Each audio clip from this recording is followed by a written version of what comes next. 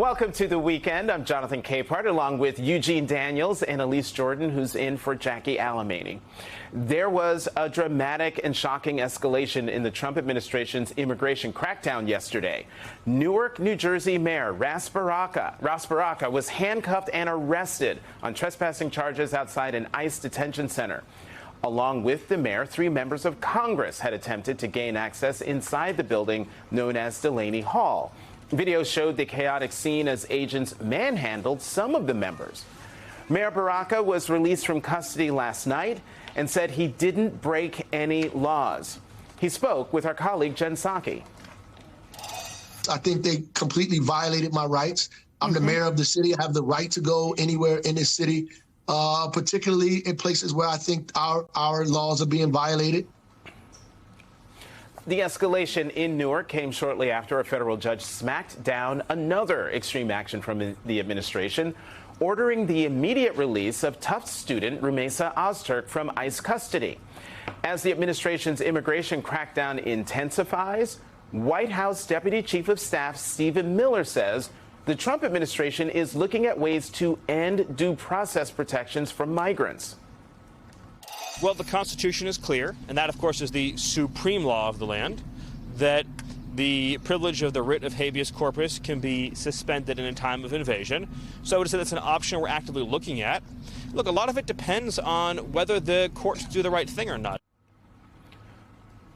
Joining us now, Maria Teresa Kumar, President and CEO of Voto Latino and an MSNBC contributor, and Republican former Congresswoman Barbara Comstock of Virginia. Thank you both very much for coming into the weekend. I don't know where to begin, the arrest of the mayor of Newark, New Jersey, or Stephen Miller. Since we just heard from Stephen Miller, let's just start there, because he's talking about they're looking at ending habeas corpus, ending due process for migrants. And the key thing he said in that SOT was, at a time of invasion.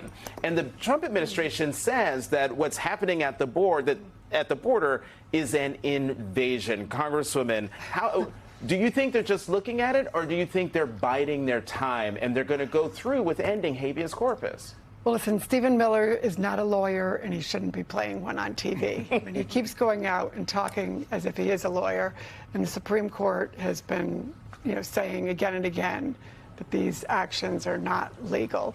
And they've been claiming credit for, and they should be getting actually some credit for calming things down at the border and dealing with what were previous problems at the border. So they can't have it both ways, right, saying, hey, we've got things calmed down at the border, but there's this emergency. There isn't an emergency there now. There isn't a crisis. There isn't an invasion. And their own national security people have said that the gangs that they were saying were connected with Venezuela are not at all connected. So their case is not coherent or tying together at all, and they don't have this national security threat that they claim they've had. It falls apart over and over and over again as you're talking about. Well, like anything they have, nothing is internally consistent, but they just are always trying to create these emergencies that don't exist. And habeas corpus has been suspended in U.S. history 4 times, and we have that. The entire country during Civil War, 9 counties in South Carolina during Reconstruction in 1871, 2 provinces of the Philippines during a 1905 insurrection, Hawaii after the attack on Pearl Harbor in 1941. All actual emergencies, very serious, and something that, especially those last 3, all done by acts of Congress. President Lincoln, the first time during the Civil War, he suspended it while they were on recess. They came back, they passed a law. So it's not even clear that the White House, the president himself can do it, right? It feels like it's an act of Congress. Maria Teresa, do we think Congress is going to do that? Well, this is the thing. Is that a rhetorical question? Well, you know what? I would really like to have Congress actually grow a spine right now, because what he is doing is he keeps centralizing power and he keeps pushing the goalpost of what is legal and what is not, right? The fact that that most recently, the reason that he's been deporting all these individuals is under the Alien Invasion Act of the 1700s. And the court said, that's not true. That is not illegal. You have to suspend it. This is a bit of that, right? And it's an extension to that. But I think what Barbara is saying, we really need to highlight. Many of his first actions in office were meant to create deterrence at the border. That is working. There is no invasion. Kudos to the administration. Now, granted that was happening even under Biden, but it's now there is a law of the land, and people worldwide have recognized that even German tourists are afraid to come here because they're so strict, right? So they've killed the tourism industry. They've cleared the tourism industry. Don't even for want the to come summer. to the Olympics now because JD Vance is threatening them. Well, and even for the FIFA Cup, the World Cup, right? So I think we need to take a step back and realize that what they're actually interested in is encroachment of civil rights. And immigrants happen to be, right now, that canary in the coal mine. But they are not going to stop there. What they did with the mayor of Newark, what they did to a student on a visa for penning an op-ed, what they did to someone that the court is saying you have to bring them back to the United States, and now what they're actually saying they did most recently to a family of 4 in Oklahoma, a mother and her 3 children. That story is so horrible. Where they busted down the door in the middle of the night. They basically took out the mother and the children in their nightgowns, put them on the floor in the rain, outside in the rain, while they went and stormed their house and took money and cash, stole from them and said, we can't do anything. I'm so sorry. They were U.S. citizens. So where's the line? Exactly. And, conservatives used to be upset about civil asset forfeiture. And cops coming in and like, Barbara, what's happening here? Yeah, it's unbelievable. And, if Republicans clearly aren't going to have hearings on that, I don't even know if they asked Kristi Noem this week when she was in, if anyone asked her about that. So Democrats should be holding their own hearings. Did they? Oh, Chris Murphy really kudos to him because he has been going strong on this. But they should also have their own independent hearings when incidents like this happen and highlight these things, because these stories need to be told. Because the American people, you see the polls, they get it. They get that these things are outrageous. They are opposing these actions. They supported getting the border under control and having that under control. That's done now. But they understand that these actions, these civil rights encroachments and barging into people's homes, taking people out in the middle of the night, grabbing them and seeing these things on their streets, they are not okay with this. And it is really reassuring that the American people are rejecting this. Well, let's talk about the other big story that I mentioned in the intro, and that is the arrest of my hometown mayor, Newark, New Jersey Mayor Ras Baraka, yesterday at that ICE detention facility. They say he was trespassing. You watch the video, I'm like, how? They look like they're on the public side. Right. They're on the public side. I mean, I'll come to you on this video today. So, what's your reaction to this? And is this an escalation in the administration's intimidation of the American populace? We've seen the arrest of a judge in Wisconsin. Now we're seeing the arrest of a mayor, the largest city in New Jersey. Mm-hmm. Well, and then we also saw the fact that he's going after the Attorney General, Tish James. Right, in New York, so, yes. In New York. And basically what they're doing is that they are trying to clamp down on people that are speaking truth who are actually from positions of power.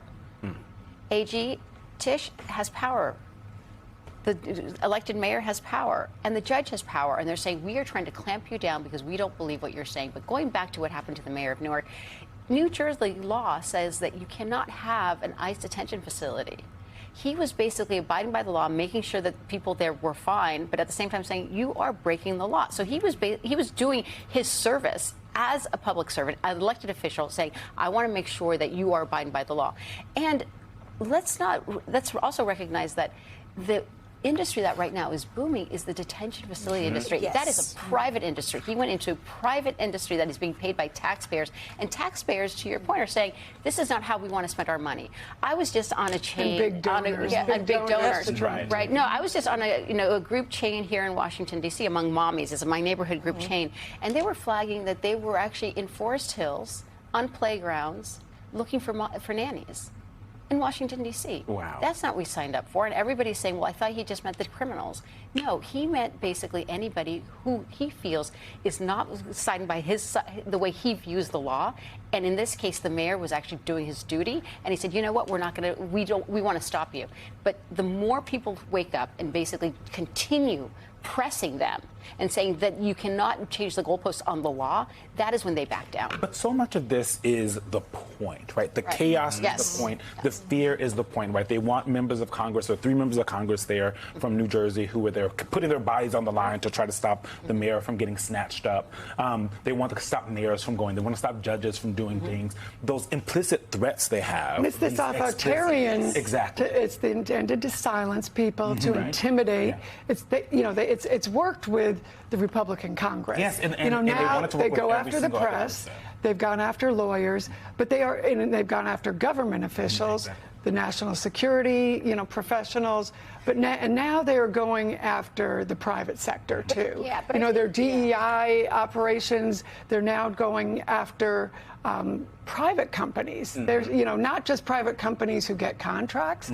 They're actually saying, hey, we're going to go after you as a private company, even if you don't even get any government contracts. So this is a whole intimidation of civil society in the arts and culture, taking over the Kennedy Center, the archives. What I'm finding interesting and inspiring, though, are that citizens are upset. They're upset when ICE agents are coming into the park to attack their nannies and to take their nannies. And they're upset. This Massachusetts raid, I think we have some footage of that horrible, and it was the community that was upset. And so they're trying to have this aggressive posture, but it does seem to be backfiring when you aren't going after horrible gang members who have committed horrific crimes. You're going after the neighborhood nanny. And even the people they said were gang members, reporters have looked at it, and some of them aren't. All of them. Well, and I think what they're trying to do is that they're trying to implement what Russia has done and what other countries, authoritarian countries, have done. The difference between us and them is that our country actually has a history of protesting and standing up and actually having institutions that stand up to it.